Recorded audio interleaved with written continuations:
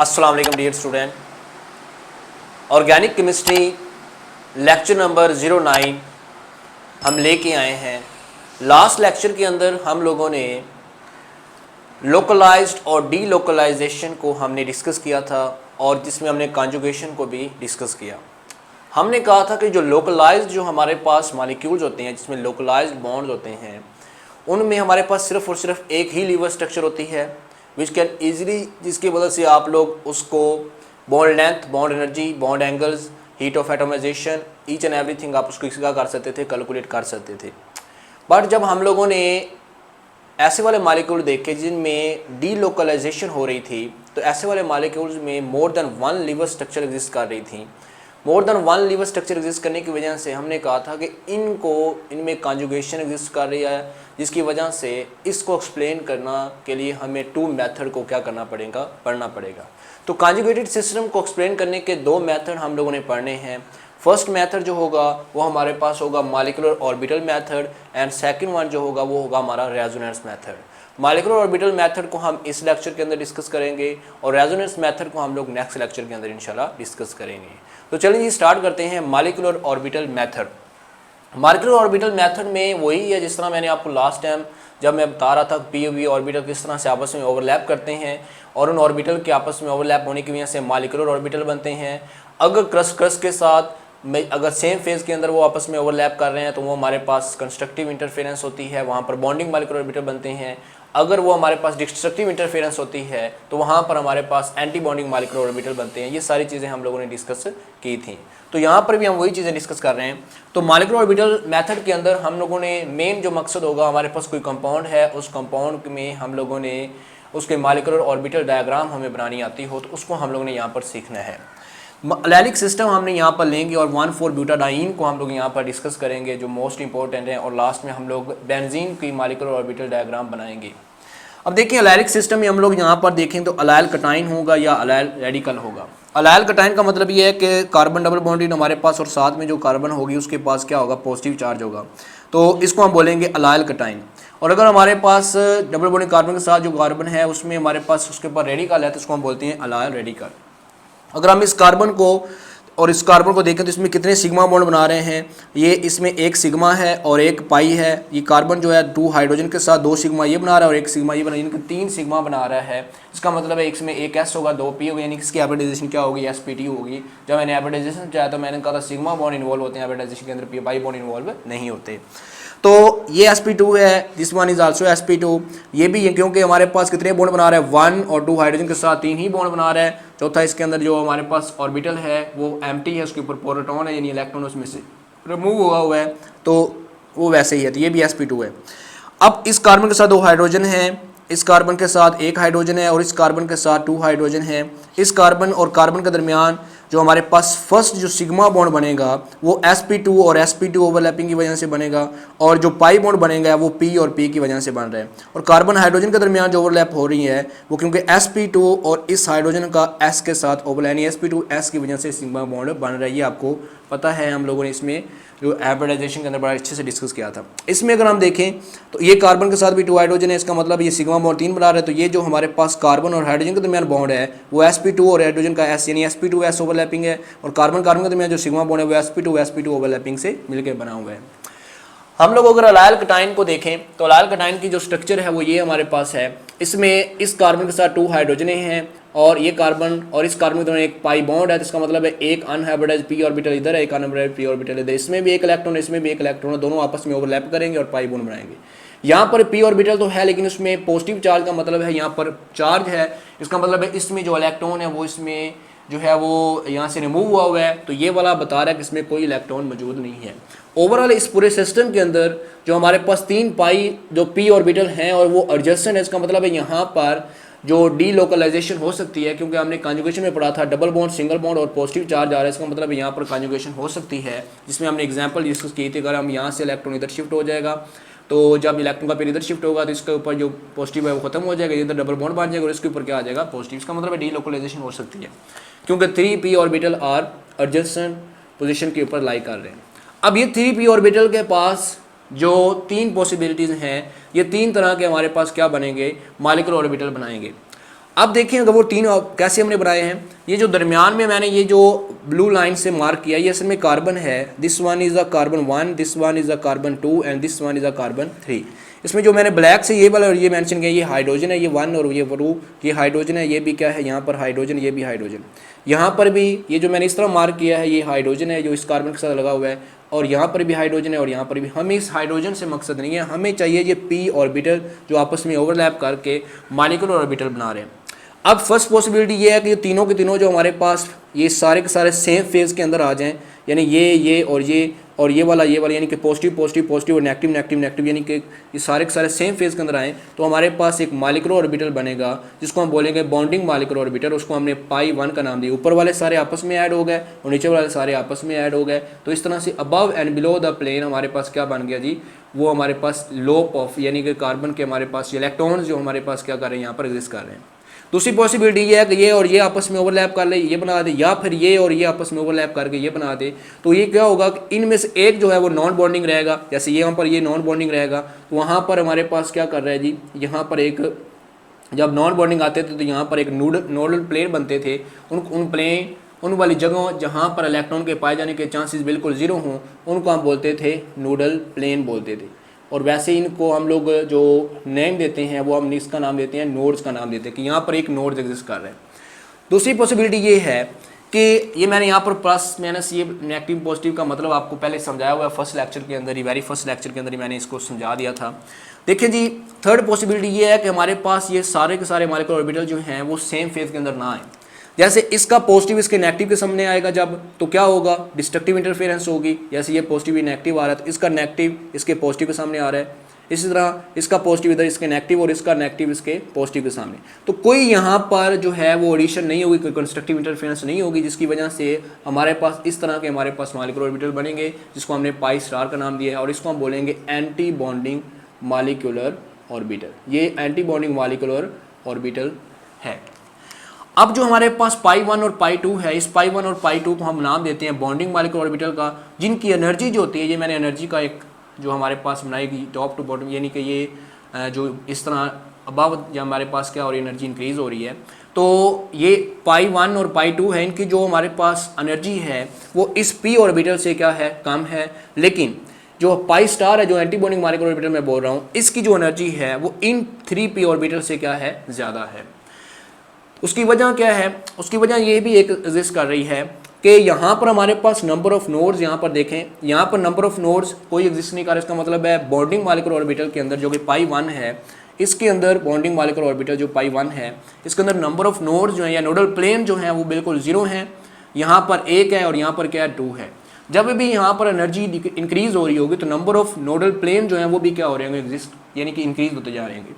तो जैसे जैसे पाई 1 से पाई 2 जाएंगे तो यहाँ पर 1 बढ़ जाएगा, इस तरह पाई 2 से पाई 3 जाएंगे तो वो 1 और बढ़ जाएगा, यानी यहाँ पर नंबर ऑफ नोडल प्लेन 1 है, यहाँ पर कितनी है, 2 है।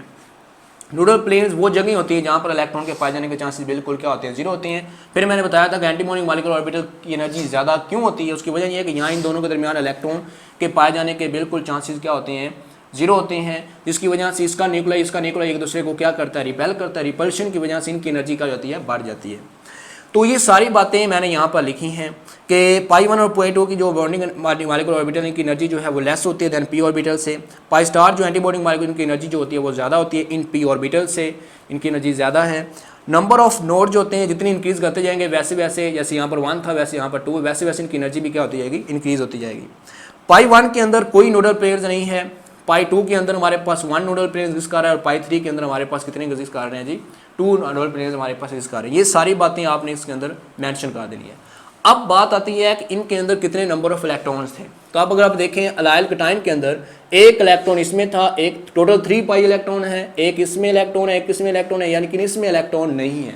तो 2 इलेक्ट्रॉन जो है इसमें एग्जिस्ट करते हैं। तो 2 इलेक्ट्रॉन क्या करेंगे, और इसी तरह जिस तरह बॉन्डिंग मॉलिक्यूलर ऑर्बिटल में भी सेम प्रिंसिपल था फिलिंग ऑफ इलेक्ट्रॉन का, जैसे ऑफ वो प्रिंसिपल के मुताबिक on the basic of increasing energy यहाँ पर इलेक्ट्रॉन की फिलिंग होनी है। तो वो जो 2 इलेक्ट्रॉन है वो सबसे लोएस्ट जो हमारे पास यानी कि पाई 1 है उसमें क्या करेंगे, आ जाएंगे। अब पाई 2 और पाई 3 जो है वो अनऑक्यूपाई रहेगा। जब हमारे पास इलेक्ट्रॉन जो होते हैं वो एंटी बॉन्डिंग मॉलिक्यूलर ऑर्बिटल में जाते हैं तब हमारे पास उसमें जो है वो स्टेबिलिटी लॉस होती है, यानी कि वो एनर्जी उसकी इंक्रीज होना शुरू हो जाती है। लेकिन इसका मतलब यहाँ पर एनर्जी ज़्यादा से ज़्यादा है। फिर मैंने यहाँ पर ये बताया कि जो हमारे पास जो अलाइल कटाइन है वो मोर स्टेबल है देन हमारे पास कोई भी हमारे पास लोकलाइज सिस्टम अगर हो। जैसे अगर हम यहाँ पर देखें डबल बॉन्ड, सिंगल बॉन्ड और पॉजिटिव, यानी कि यहाँ पर कॉन्जुगेशन एग्जिस्ट कर रही है जिसकी वजह से ये पाई इलेक्ट्रॉन जो थे वो क्या कर रहे थे, मूव कर रहे थे बिटवीन मोर देन 2 न्यूक्लाई। लेकिन यहाँ पर देखें, यहाँ पर डबल बॉन्ड है, यहाँ पर सिंगल बॉन्ड है, अगर फिर सिंगल बॉन्ड है इसका मतलब है यहाँ पर कॉन्जुगेशन नहीं है। ये कार्बन कार्बन के दरमियान जो डबल बॉन्ड होगा, जो पाई इलेक्ट्रॉन होंगे वो लोकलाइज्ड हैं, वो इसी जगह पर ही क्या रहेंगे, फिक्स रहेंगे। यहाँ पर देखें, यहाँ पर कार्बन कार्बन के दरमियान जो पाई इलेक्ट्रॉन्स हैं उनको जो न्यूक्लियस की अट्रैक्शन मिल रही है वो सिर्फ और सिर्फ 2 इलेक्ट्रॉन जो न्यूक्लाई हैं वो अट्रैक्ट कर रहे हैं पाई इलेक्ट्रॉन को। But in this case 2 pi electrons को 3 न्यूक्लाई क्या कर रहे हैं, अट्रैक्ट कर रहे हैं। ड्यू टू मोर अट्रैक्शन इसकी स्टेबिलिटी क्या जाती है, और बढ़ जाती है, या आप कह सकते हैं इसकी एनर्जी जो होती है वो और कम हो जाती है, जिसकी वजह से this molecule is more stable as compare to this. तो यही मैंने लिखा है, बिकॉज इन दिस मॉलिक्यूल यानी कि जो हमारे पास अलाइल कटाइन है 2 जो पाई इलेक्ट्रॉन है उनको अट्रैक्ट कर रहे हैं 3 न्यूक्लाई, रेदर देन कि जो लोकलाइज्ड होते हैं उनमें जो पाई इलेक्ट्रॉन होते हैं उसको सिर्फ और सिर्फ 2 न्यूक्लाई क्या कर रहे होते हैं, अट्रैक्ट कर रहे होते हैं। तो होप सो कि ये वाला जो हमारे पास अलाइल कटाइन है इसकी आपको अच्छे से समझ आ गई, इसकी मॉलिक्यूलर ऑर्बिटल डायग्राम किस तरह से बनी है, और फिर हमारे पास इसमें इलेक्ट्रॉन की फिलिंग किस तरह होती है, और इसकी एनर्जी जो होती है वो किसी लोकलाइज से जो है हमारे पास कम क्यों होती है, इसकी स्टेबिलिटी ज़्यादा क्यों होती है। अब हमारे पास एक और एग्जाम्पल अगर आ जाए जिसमें हमने बता रहा था एक अलाइल रेडिकल। अब अलाइल रेडिकल में क्या है, अगर आप देखें इसमें हमारे पास एक जो डबल बॉन्ड यहाँ पर एग्जिस्ट कर, इसका मतलब है यहाँ पर एक पाई इलेक्ट्रॉन है, एक यहाँ पर हमारे पास पाई ऑर्बिटल है, इसमें भी एक इलेक्ट्रॉन, इसमें भी एक इलेक्ट्रॉन, जिसकी वजह से ओवरलैपिंग की वजह से यहाँ पर डबल बॉन्ड बना है। अब यहाँ पर एक रेडिकल का मतलब है ये एक पी ऑर्बिटल है और उसके अंदर एक इलेक्ट्रॉन, रेडिकल का मतलब यहाँ पर एक इलेक्ट्रॉन ये एग्जिस्ट कर रहा है। तो टोटल नंबर ऑफ इलेक्ट्रॉन यहाँ पर कितने हैं जी, 3 टोटल नंबर ऑफ इलेक्ट्रॉन इसमें एग्जिस्ट कर रहे हैं। कार्बन कितनी है, 1 2 और 3, इसका मतलब है सेम स्ट्रक्चर इसकी बनेगी, ये वाले 3 पाई ऑर्बिटल होंगे। फ़र्क ये होगा कि पहले हमारे पास 2 इलेक्ट्रॉन्स थे, अब इस केस के अंदर टोटल नंबर ऑफ इलेक्ट्रॉन्स यहाँ पर 2 थे, लेकिन इस केस के अंदर टोटल नंबर ऑफ इलेक्ट्रॉन कितने हैं, 3 हमारे पास इलेक्ट्रॉन जो हैं वो पी ऑर्बिटल के अंदर एग्जिस्ट कर रहे हैं। अब 1 2 और 3 इसी तरह हमारे पास बॉन्डिंग मॉलिक्यूलर ऑर्बिटल बनेंगे, पाई 1 पाई 2 पाई 3, इनकी एनर्जी जो होगी वो कम होगी एज कम्पेयर टू, ये सारी बातें आप लोग लिखेंगे। लेकिन जब इलेक्ट्रॉन की फीलिंग होगी तो हमारे पास 2 इलेक्ट्रॉन तो इसमें आ जाएंगे, लेकिन 1 इलेक्ट्रॉन गोज टू द पाई 2, एक इलेक्ट्रॉन जो है वो आपका पाई 2 के अंदर क्या हो जाएगा, चला जाएगा। तो ये किसकी डायग्राम होगी, इसकी होगी। समझ आ गया। इसी तरह हमारे पास अगर कोई विनाइल क्लोराइड इस तरह की एग्जाम्पल दी हो उसमें क्या होगा, हम टोटल नंबर ऑफ इलेक्ट्रॉन इसमें काउंट करें, यहाँ पर एक पाई इलेक्ट्रॉन यहाँ पर, एक पाई इलेक्ट्रॉन यहाँ, इसमें एक इलेक्ट्रॉन, एक इसमें इलेक्ट्रॉन है, और यहाँ पर जो क्लोरीन के ऊपर 2 लोन पेयर है, इसका मतलब इस क्लोरीन का जो ऑर्बिटल है उसमें 2 इलेक्ट्रॉन पड़े हैं। तो टोटल नंबर ऑफ इलेक्ट्रॉन कितने हो गए, 1 2 3 और 4। तो इसमें जब इलेक्ट्रॉन्स की हम फिलिंग करेंगे तो पाई 1 में 2 आएंगे, पाई 2 में भी हमारे पास क्या आएंगे, हमारे पास 2 आएंगे, यानी 2 और 2 4, एक पाई 1 में चलेंगे और पाई 2 में चले गए 2 इलेक्ट्रॉन। तो अगेन क्या हुआ, अगेन हमारे पास पाई स्टार जो है यानी एंटी बॉन्डिंग मॉलिक्यूलर ऑर्बिटल उसमें इलेक्ट्रॉन की फिलिंग नहीं हुई, इसका मतलब है this also a stable molecule. अब इन वाले कॉम्बिनेशन में डीलोकलाइजेशन होने की वजह से, double bond single bond lone pair होने की वजह से इनका जो डाइपोल मूवमेंट होता है वो नॉर्मल से जो होता है वो हमारे पास कम हो जाता है, और इनकी जो बॉन्ड लेंथ होती है वो भी क्या कर जाती है, वेरी करती है एज कम्पेयर टू नॉर्मल। तो ये सारा जो हमने यहाँ पर देखा, इसके बाद हम लोगों ने अलाइल जो हमारे पास सिस्टम के बाद इसमें हमने अलाइल कटाइन, अलाइल रेडिकल और विनाइल क्लोराइड को हमने बॉन्डिंग मॉलिक्यूलर ऑर्बिटल्स हमने ड्रा किए, और इसके बाद हम लोगों ने डिस्कस करना है 1,4-ब्यूटाडाइईन को, कि उसके मॉलिक्यूलर ऑर्बिटल किस तरह से बनते हैं, उसमें कितने नंबर ऑफ पी ऑर्बिटल होते हैं और वो किस तरह से ओवरलैप करते हैं। अगर ये आपको समझ आ गया तो वो भी आपको ईजिली अंडरस्टैंड हो जाएगा जी। तो नेक्स्ट हमारे पास एग्जाम्पल है 1,3-ब्यूटाडाइईन की। 1,3-ब्यूटाडाइईन में भी कॉन्जुगेशन होती है, 3p ऑर्बिटल जो होते हैं वो एडजस्टेंट पोजीशन पे होते हैं, जिसकी वजह से डीलोकलाइजेशन पॉसिबल है। तो उसमें क्या होता है जी, अब देखेंगे हमारे पास 1,3-ब्यूटाडाइईन 1 और 3 पोजीशन के ऊपर 2 हमारे पास यानी कि डबल बॉन्ड आ रहे हैं, इसके लिए हम इसको बता रहे हैं 1,3-ब्यूटा, क्योंकि 4 इसमें नंबर ऑफ कार्बन है, और डाइईन मतलब 2 इसमें डबल बॉन्ड आ रहे हैं। अब इसमें कार्बन हाइड्रोजन के दरमियान 2, यहाँ पर इसके दरमियान है 2, इसमें सिग्मा बॉन्ड बन रहे हैं, और एक ये सिग्मा बॉन्ड, इसका मतलब total number of sigma bond 3 है, इसका मतलब इसकी हाइब्रिडाइजेशन sp2 होगी। तो इसका मतलब है ये जो कार्बन और कार्बन के दरमियान आपस में बॉन्ड बन रहा है सिग्मा बॉन्ड, वो sp2 की वजह से बन रहा है, और कार्बन हाइड्रोजन के दरमियान जो बन रहा है वो sp2 और s की ओवरलैपिंग से बन रहा है, जिसको हम सिग्मा बॉन्ड बोल रहे हैं। पाई बॉन्ड जो है वो कार्बन कार्बन के दरमियान जो डबल बॉन्ड बन रहा है वो p और p की वजह से आपस में जब पैरेलल ओवरलैपिंग कर रहे हैं उसकी वजह से बन रहे हैं। अब इसमें देखिए इस कार्बन के पास डबल बॉन्ड है तो यहाँ पर एक p ऑर्बिटल है, यहाँ पर भी एक p ऑर्बिटल होगा, इस कार्बन के पास भी एक डबल बॉन्ड, इसका मतलब यहाँ पर भी एक p ऑर्बिटल है, इस कार्बन के ऊपर भी एक p ऑर्बिटल हमारे पास मौजूद है। इन सारों में क्योंकि इलेक्ट्रॉन मौजूद है इसलिए हम सारों में एक एक इलेक्ट्रॉन को हमने क्या कर दिया, मेंशन कर दिया।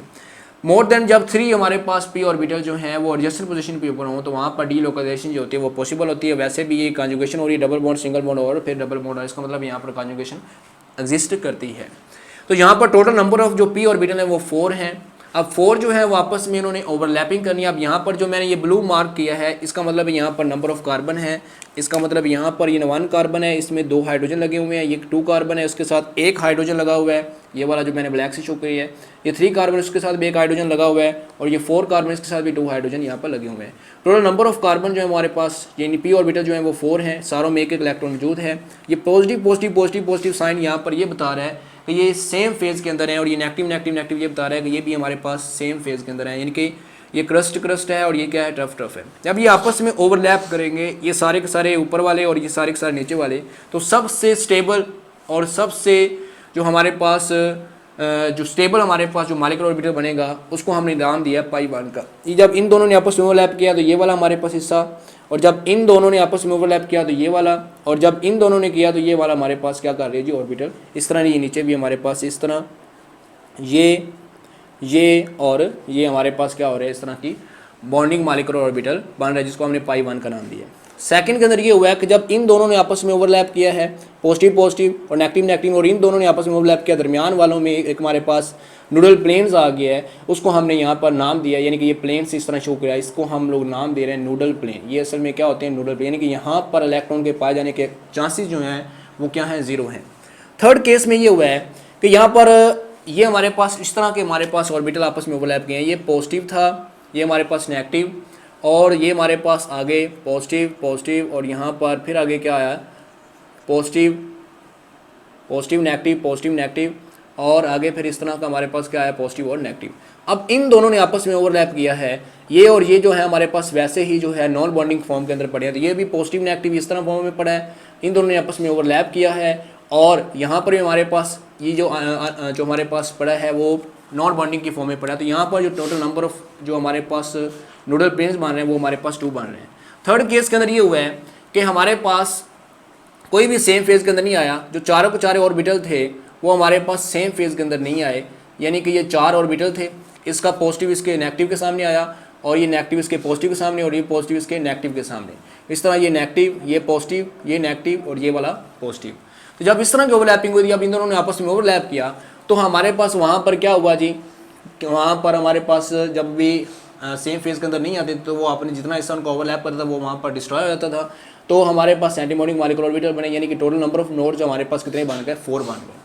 तो ये जो पाई 1 और पाई 2 है, these are the bonding molecular orbital, and pi 3 and pi 4 जो है जिनको हमने स्टार भी कहा है, ये हमारे पास क्या है, एंटी बॉन्डिंग मॉलिक्यूलर ऑर्बिटल है।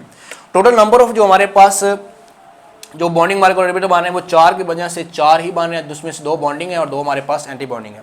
पाई 1 और पाई 2 की जो बॉन्डिंग मॉलिक्यूलर ऑर्बिटल इनकी जो एनर्जी है वो इन वाले p ऑर्बिटल से कम है, लेकिन जो हमारे पास पाई 3 और पाई 4 है इनकी जो हमारे पास एनर्जी है वो इन p ऑर्बिटल से क्या है, ज़्यादा है।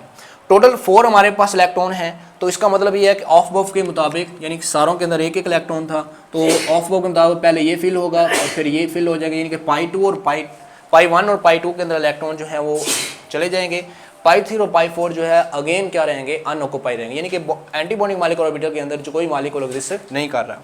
उसके बाद अगर हम देखें तो इसमें मैंने इसमें पाई 1 जो है हमारे पास है उसमें 0 नोडल प्लेन है, कोई नोडल प्लेन नहीं आ रहा। जैसे जैसे हम लोग जो हमारे पास जो हैं बॉटम से हम अबव जा रहे हैं तो उसमें क्या हो रहा है, हमारे पास नंबर ऑफ नोडल प्लेन जो हैं वो बढ़ रहे हैं, जिसकी वजह से इनकी एनर्जी बढ़ रही है।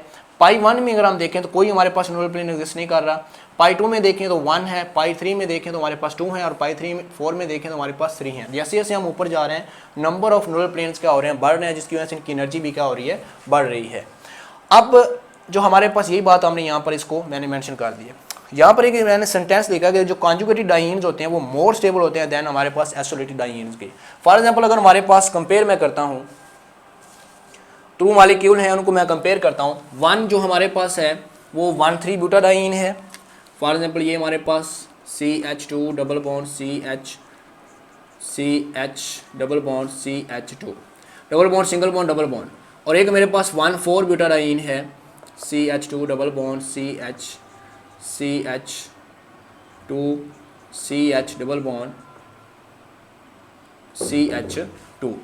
अब यहाँ पर मेरे पास क्या है, डबल बॉन्ड है, और यहाँ पर भी ये 2 डाइईन्स यानी इसमें 2 डबल बॉन्ड तो हैं, बट क्योंकि यहाँ पर हमारे पास डबल बॉन्ड सिंगल बॉन्ड फिर सिंगल बॉन्ड आ गया, यहाँ पर कॉन्जुगेशन नहीं है, ड्यू टू कॉन्जुगेशन यहाँ पर डीलोकलाइजेशन नहीं है। जब डीलोकलाइजेशन ना होने की वजह से यहाँ पर स्टेबिलिटी नहीं आएगी, और स्टेबिलिटी ना होने की वजह से इनकी एनर्जी क्या होती है, ज़्यादा होती है। लेकिन यहाँ पर देखिए double bond single bond double bond, यहाँ पर ये पाई इलेक्ट्रॉन जो है ये क्या करते हैं जी, ये हमारे पास डीलोकलाइज करते हैं। डीलोकलाइज होने की वजह से इनमें क्या होता है जी, एनर्जी ज़्यादा होती है। इसलिए हम कहते हैं जो कॉन्जुगेटेड डाइईन्स हैं वो मोर स्टेबल होते हैं एज कम्पेयर टू हमारे पास आइसोलेटेड डाइईन जिनमें कॉन्जुगेशन नहीं होती। तो 1,3 ब्यूटाडाइन भी हमने बॉन्डिंग मॉलिक्यूलर ऑर्बिटल में किस तरह उसकी डायग्राम बनती हैं वो हमने इसको समझा।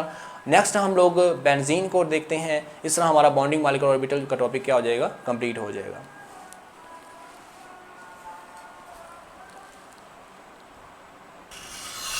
बॉन्डिंग मॉलिक्यूलर ऑर्बिटल में हम लोगों ने लास्ट एग्जांपल हमारे पास है बेंजीन की, उसको हमने डिस्कस करना है।